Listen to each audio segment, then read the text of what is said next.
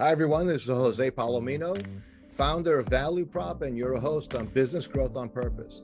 And today's guest is a special guest who's carved out some time from his busy schedule to be part of our show, Marcus Sheridan, the author of They Ask, You Answer, and really a leader in how modern selling has to adapt to the changes that are in the marketplace right now, how buyers are in control, and simple things you can do to respond to that. You're not going to change it. So the question is, how do you navigate it? How do you manage it? So listen closely as Marcus joins our show right now. Oh, welcome, Marcus, to Business Growth on Purpose. Jose, it's a pleasure to be here. We're going to have a good chat as always. Yeah, absolutely. Absolutely. And in fact, you were an early guest in the early days of our show, way back in 21. So we're very excited to have you back on the show. And Marcus, just for those who may not know you, although I don't assume there's that many people on the listening who wouldn't know you, but just a little context, what you do and who you do it for. Well, I wrote a book called They Ask, You Answer, and a lot of people know me for that because arguably it's the only book that gives you a definitive framework for your content marketing success. Now, there's half of it, or about 60% of it, is on marketing, and the other 40% is on sales. And so if you say to me, what do you do, Marcus? I teach companies how to become the most trusted voice in their space, individually and collectively. And so sometimes that's called marketing, sometimes that's called sales, and sometimes it's the way that leaders lead and the way they communicate. I speak full time, and it brings me a lot of joy. I have an agency, it's called Impact. What we do is we guide companies on their They Ask, You Answer journey, because the book has a lot of practitioners out there, and it continues to grow in momentum. And that's because it works, and everybody should be doing it. And so that's what my agency does. And I still have my original swimming pool company called River Pools in Virginia. So that's Wow. that's the story. So from pools to leadership development, I love it. It's great. Yeah. It's great. Very, very good. So no, you know, They Ask, You Answer. I know, and we've actually had some other folks from Impact on this show as well. So I think it's a very important topic, because this whole issue in the way you framed it, I think is especially salient, especially in B2B and especially in smaller company B2B, which tends to be who we focus on. Marketing and sales, there's a natural blend. Those things blur. In other words, Yes. the salesperson is your marketer, and marketing has to be doing sales. I mean, the two things have to come together. So this very large corporate siloing doesn't take place in companies below 30, $40 million in revenues. I mean, just it's like we're all on hands, and we're not a household brand, so we have to communicate. So you talk a lot about becoming the trusted resource or the trusted provider in a category through this process. So I just want to center a little bit on trust, the need for building trust today. And maybe, you know, broad context, we're kind of like in this post-COVID reality now. Things have changed. And what have you seen change as it relates to how important is trust to build, to make business happen, and how are people building it? Well, trust is the one commonality that we all have as businesses. It's never going away. It's always going to be the battle that we are in. And so I'm constantly thinking about today, whether it's for pools or whether it's for speaking, how can you become the most trusted voice in your space? That's what I'm thinking about all the time. The companies that are thinking about that as well, they are adjusting better to the changes in the marketplace. And what are the changes? Well, in order to trust you today, the buyer expects more on the front end. That's really and that bar keeps rising. So they want to have more information. They want their questions, worries, fears, concerns addressed while they're vetting your website before they've ever met you. They want to be able to do more things on your website than they could before, like maybe things like pricing calculators, which sounds so foreign to B2B businesses, especially services, maybe self-service tools. 33% of all buyers today say they would prefer to have a seller-free sales experience. That was a B2B study by Gartner. And so you can either sit there and complain about that, or you can say, okay, There's how a can, little bit of an ouch to that, though. It's like, yeah, yeah. Well, it's one of those things where it's like you can complain, or you can say, okay, our buyers don't really want to talk to our sales team until they feel like they're good and ready. Which, by the way, that's everybody that's listening to this. mm-hmm, If you just look at your own behavior, I mean, we hear stats and we're like, oh, I don't like that stat. Yeah, but you're responsible for the stat. You're mm-hmm. responsible for the trend. So it's on you, it's on me, it's on all of us, right? We just don't like it when it hits our business. Or you can switch it around and say, well, this is actually a really, really good thing. We can give more on the front end than everybody else. We can earn more trust. Like I manufacture, River Pools manufactures fiberglass swimming pools. And we were the first manufacturer of pools in the world that put a pricing calculator on our website. Now, we're a manufacturer. We don't set the end price. That's what the installer does. Right. But can we have a pricing calculator? Sure. Can we give exact prices? No. Can we give a range? Yes.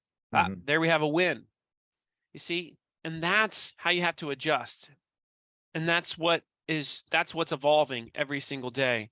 And so it's really not a sales process anymore. It's a buyer's journey, right? It's a buying process. And if you completely align with what the buyer wants, you have a chance to be really, really successful. But if you keep fighting against it, there's a very good chance you're going to be left behind. That's just truth. That's just reality. I always say that if you want to become the voice of trust, Jose, you got to be willing to do three things. Number one, you got to be willing to talk about what others in your space are not willing to talk about. Number two, you got to be willing to show, especially through video, what others in your space aren't willing to show. And number three, you got to be willing to sell what others in your space are not willing to sell. That's really it. And when I say sell, you got to do it in a way. You got to sell differently. That's what I mean by that. Okay. Show. So in other words, we've got tell, show, and sell. Those three things. That's where innovation and trust start in 2023. And if you do an audit on that consistently and you ask yourself, okay, what are we telling on our website that nobody else is really talking about, at least the majority of our industry? That's a very telling thing. What are we showing through video, especially, that nobody else is showing? That's very powerful. How are we selling in a way that nobody else is selling? And speaking of COVID, if you're still selling, if like your sales process is exactly as it was before COVID today, I'm telling you, you are antiquated. You are not evolving. You are not changing with the marketplace. Wow. Well, so I really want to get into this a little bit from the point of view of doing something differently, right? Which I love the idea of it. And also, I think just the history of businesses, if there's an evolution taking place in a market, unless, well, even if you're the big player, you're the equivalent of an Apple in your industry or something, you really can't it's like fighting the tides, like spitting at the wind to stop it from blowing, right? It's happening. So now how are you going to navigate that becomes the issue. So I hear that loud and clear. So Marcus, on the showing part, especially I'm thinking of services businesses or businesses that think they have specialized knowledge, secret sauce, right? They're thinking right now, they're listening. They might be thinking like, well, gee, we can't tell everybody exactly how we do what we do because then they won't need us.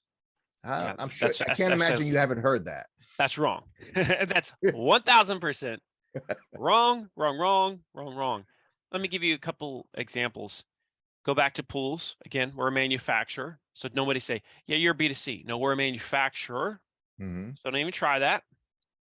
We were the first manufacturer that produced an entire series of videos showing exactly how we manufacture our pools. Most manufacturers refuse to show anything because they literally think it's secret sauce. Mm-hmm. How dumb is that? It's like they're all pretty much doing it roughly similar. Okay. And so we said, we're going to show them exactly how we make it. We had a series of 7 videos. It was 80 minutes of total content. And we have a lot of customers that have watched the entire thing. We've had dealers tell us around the country is like, yeah, this person approached me. They said they only want a river pool because that's the only company that's willing to show how exactly they make their pools. Mm. right? Now, when it comes to service-based businesses oftentimes say, well, we've got a special Right. process. Right. Of course. Okay. So you have a choice. You can either really show that process and bring value to it, or you can devalue it by just saying it. Let me give an example. Let's say you were an accounting firm and you mostly work with other businesses. You can sit there and say, hey, we've got a great team of people that helps you. Or you can literally like say, all right, if you work with us, let me show you the team of accountants that are working for you.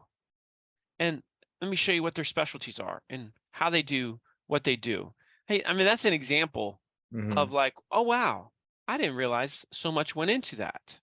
You see what I'm Gotcha. saying? I mean, that's that changes the game. And you know, just to give you just a different example, I remember there's a boating manufacturer one time that I was sitting there thinking, man, they are so, why do they make the most expensive boats? It doesn't make sense to me. And I'm a boating guy until I saw a full video that showed how many actual people hands touch a boat in order to bring it to life. And it was like 100 and some employees had to touch it to bring it Wow. to life. And they talked about the total hours that went into that particular boat. And now all of a sudden, my perspective of the value had changed. And so a lot of B2B companies, service-based businesses, they don't do this for a few different reasons. They suffer from the curse of knowledge. They think what they do is normal or boring or not Mhm. interesting or not novel, none of which is true. Because the moment somebody starts to spend money on something, it becomes much more interesting to them. Sure. And you just assume that people know what you know. They don't. You assume they understand it like you do. They do not. So it's just one of those things where you have this simple choice to make. And I think there's such a cancer amongst B2B companies that constantly think they're special, they're different, they're unique. They're not. There's nothing special about them whatsoever. This is just somebody that owns an agency with about 70 employees. We're not special. Um, we're not. We're just like you. We're just like the pool company. We're all pretty much in the same business. We're in the business of trust. That's how it works. When you boil things down in their most simplest form, you actually become so much more effective as a whole, as a business, as a communicator, as a marketer, as a salesperson. It's all the same jam, Jose, right? And so we boil it down and now we're understood. But that simplicity, that that we're not that special, let's just say that stance. And here's why, because we can show you everything we do, and this is who's doing it, and so on. That in itself becomes unique. It's the transparency that becomes unique in most categories, because That's to correct. your point, most companies just aren't that transparent, and they don't know that. And I like the further clarification you added, Marcus. It's not simply they're not transparent because they're trying to keep it close to the vest. Is they may not even see, well, people aren't interested in how we actually Yeah. how we polish the metal cylinder. Who cares? Yeah. But actually, Right. it's interesting. You see these things like on PBS, how it's made. How tuna is put in the can. It's fascinating, and they get 100%. millions And of that's the views. type of thing that gets you a million views on TikTok tomorrow. Right. And that's why it's like B2B companies could be killing it on, with video today, with short form video, vertical video, things like that. But they just devalue their processes. They devalue their services in the eyes of the viewer. And what a shame that is. Wow, wow. Well, the other thing you talked about is how people sell, and you reflected certainly the Gartner studies. Corporate executive board did similar things around the buyer is now in charge. Yeah. Bottom line, and they want, what is it? They're 80% through their process before they actually reach out to vendors in the category, and they decided who's on their short list. So on the sales side, the language of sales management is often like, we have to change the engagement. We have to get in front of this process. We have to be much earlier in the process. Those are all very aspirational thoughts. But I think your meta observation is, yeah, but buyers aren't having any of that. I mean, they're doing what they're doing because it works for them.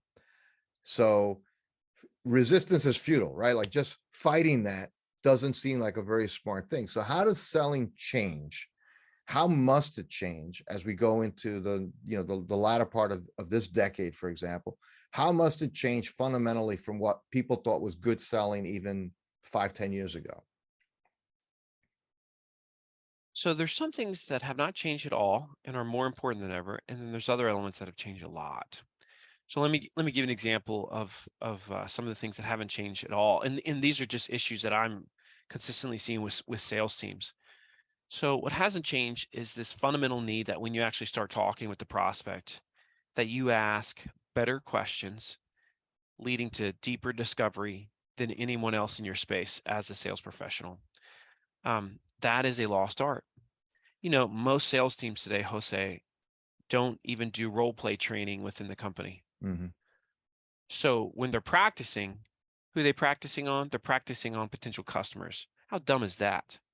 So the mindset should always be, we don't practice on our customers, we practice on ourselves. Mm-hmm. We have a culture of feedback, we do role plays, we constantly, look at different scenarios, and we make them difficult. And this way, when we actually talk with prospects in real life, it gets easier. Sure. You talk to at least 9 out of 10 sales teams today in the B2B space, let's say, they're not doing role play training. They have no idea. You talk to 9 out of 10 managers in the B2B space, and you say to them, have you ever had any specific training on how to give an effective one-on-one to your team? They'll say, come to think of it, no. That's appalling. That's appalling. But that's the state of the market. So those things need to return to the basics. Now, what's got to advance dramatically? What's got to advance dramatically is the fact that you let go of this, I'm going to hold all these things back until I'm talking with the buyer. That's dumb. It just pisses them off. It's just annoying, right? And so this is why something as simple as a pricing calculator, which sounds so foreign to so many B2Bs, is something you should be considering. Again, you don't have to give an exact price, but you should give them a range. That's a great lead capture tool also, by the way, right? Another example is a self-service tool where they can self-select maybe what is the best option or best accessory for them. So let me give an example. As a pool guy, if somebody's interested in an in-ground swimming pool, they might say, well, I'm debating between a concrete pool and a fiberglass pool. Well, there's a tool on my website that allows them to answer a series of questions, which in turn tells them, based on their answers, if they should go concrete or fiberglass. Now, we literally constantly recommend to people all day long, you shouldn't buy our product on our website. That's amazing. Nobody does that. Now, why don't they do that? They're like, well, I just really want to have the conversation. We get way more conversations because we're willing to hold those digital conversations. And to me, it's a conversation. If they're filling out some type of assessment through our site and they're learning from us, to me, that's a digital conversation. They didn't necessarily talk to us per se, but it's a conversation that they had. The trust was starting to be built. They got something from us that they wouldn't have gotten from anybody else. It's a really big win. It's a cash cow, that tool is. It's an absolute cash cow. Most companies don't do that. And what a shame that is, because it's a tremendous opportunity. Used to be that people would have to ask the salesperson, hey, I'm looking at concrete and fiberglass. Can you tell me the difference? It didn't make sense to me that the only way they could get the answer or the recommendation was to talk to a salesperson. And so, and at that point, they always feel too that, well, you sell fiberglass, so obviously, to the hammer all the world's a nail, right? Like that's what that's what they believe. And we're the antithesis of that. I don't want people to engage us if they're sitting there saying, I want a 70-foot long swimming pool. Guess what? You ain't going to get that with fiberglass. So we all saved each other a whole bunch of time. Isn't that great? Right. You're not going to change that. That thought is a fundamental thought. I ain't fixing that. Right. The person wants a sports car. You're not selling them a minivan. That's correct. It's just rather know that up front and not waste each other's time. I love that. You're probably doing them a disservice to punch that square peg in a round hole. Right. I love that, and I love that what that does is for those people who are leaning towards or would be a good candidate, using your example of fiberglass, you've built a lot of trust and credibility already. So they say, okay, these people were willing to lose me as a prospect on the front door So I know they're going to tell me the truth. I mean, it becomes like you've established that you are a truth teller, which is, of course, the best way to establish trust. So, Marcus, as we look out, and this would be just my final question for this session, and thank you so much for really shining some bright lights on some very important things. If somebody here was a small B2B company, 1 or 2 or 3 salespeople, what's one thing they should immediately put in place or think about doing? One action that could be transformative, not everything they could do, but one thing they must do today. They should be doing role play training every single week with their team. Leadership in conjunction with sales. Role play training every single week. Number 2, call recordings. Record every one of your sales calls. Okay. And review every single one. Now, the manager should do the review and then bring that to the rep. But the point is, most aren't taking advantage of those, and it's amazing, how much food you find in your teeth when you start doing sales call recordings. So make sure you're doing those 2 things. It's a game changer. My company does sales training. This is what we focus on. What you don't need is a new CRM. You don't need some new fancy tool. What you need to do is you need to get better at communicating. And the way you do that is by observation and reps. Okay.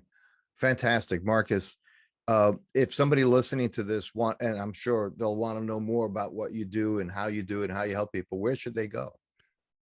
Well, you should connect with me on LinkedIn foremost, because I've got great content there, and that's my mainstay. Make sure you visit my agency site, impactplusplus.com. Okay. And you can also find my speaking site, marcussheridan.com. Marcus Sheridan, thank you for stopping by Business Growth on Purpose. We really appreciate it. My pleasure. Thanks for listening to another episode of Business Growth on Purpose. If you like the show, hit subscribe and leave us a review to help other people find the podcast. And if you're ready to take the next step in driving intentional growth for your business, come check out what we're doing at Valueprop.com. We've developed industry-leading programs and systems to help B2B owners take control of their growth. Until then, thanks for listening to another episode of Business Growth on Purpose.